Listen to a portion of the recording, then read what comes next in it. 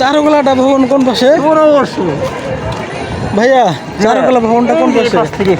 আচ্ছা এখানে ওয়েট করতেছি।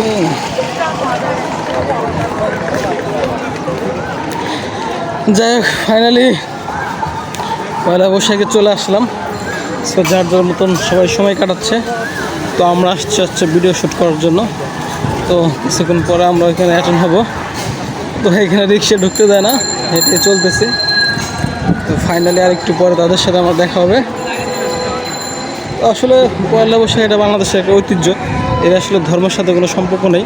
আমরা অনেকে ধর্মের সাথে বিষয়টাকে গুলিয়ে ফেলি।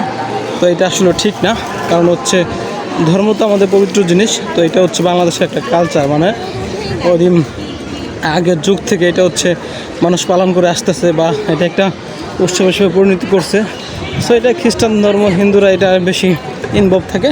তো আমরা মুসলিম ধর্মের খুবই কম থাকি। সো এটা ধর্মের সাথে একদমই মিলানো উচিত না, কারণ হচ্ছে ধর্মের জায়গায় আর আমরা আমাদের জায়গায়। তো এটা যার যার জায়গা থেকে কেউ পালন করলে করবে, কেউ করলে করবে না, এটাই স্বাভাবিক। এই সুন্দর একটা উৎসব মুখর পরিবেশ দেখতেই পাচ্ছেন, সব কিছু দেখা যাচ্ছে, মানে এভরিথিং খেলনা। আমরা ঈদের মধ্যে যে শোপিসগুলো দেখতে পাই, এগুলো মানে একটা মেলায় রূপান্তর হচ্ছে। আমরা যে মেলাগুলো করি সেটার একটা হচ্ছে আবির্ভাব। দেখুন দারুণ। তো আমি আর কিছুক্ষণের মধ্যেই চারুকলায় পৌঁছে যাবো। ওইখানে আমার মূল কাজ শুরু করে দেবো, ভিডিও ধারণ করা।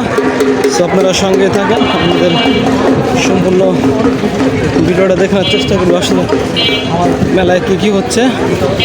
ফাইনালি আল্লাহ হাফেজ, চলে আসছি আজকের পর্যন্ত।